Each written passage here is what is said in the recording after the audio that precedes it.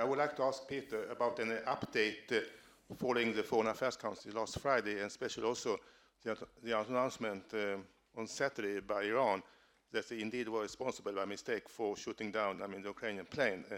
I think I saw your statement the same day that the Commission or EU is still asking for a transparent and independent crash investigation. I would like you, could you comment on that?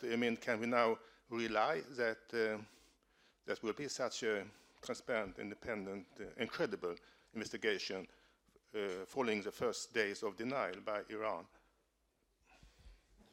Thank you. On this, maybe more on the aviation aspect, you would be best served by Stefan, but what I can say on the foreign policy level is that indeed we received the assurances from the Iranian side, also very specifically from Foreign Minister Zarif, who sent a message to High Representative Borrell, where he basically acknowledged what happened and that it was a human error. And in response to this, the reaction of the EU was quite clear. We acknowledge the statements coming from Iran, and we urge Iranian partners, and we expect that Iran will continue to cooperate fully and undertake proper comprehensive investigation, independent and in line with international standards. Thank you very much, Peter. And indeed, on the civil aviation aspects of this and the fallout from it and future steps, I will invite Stefan to provide the latest news from our side.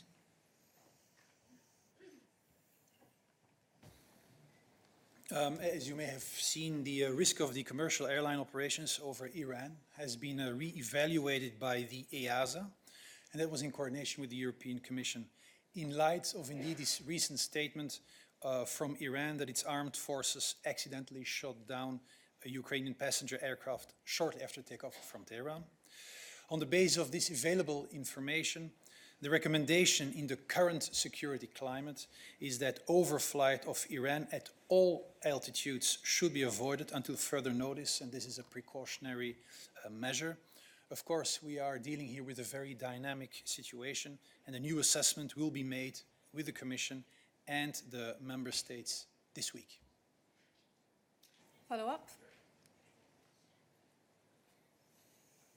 Yes, a follow-up question about the rules for, let's say, international investigations of air crashes like this.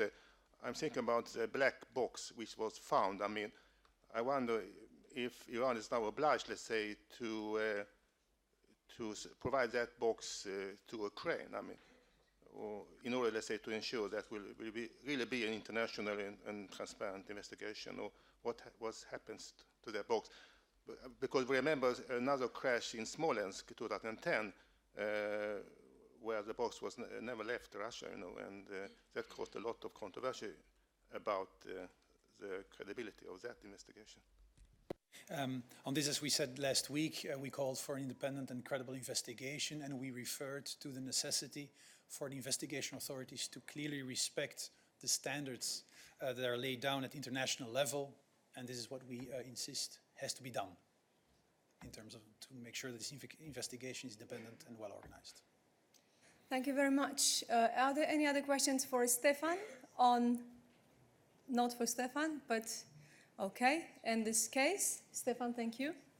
Please go ahead.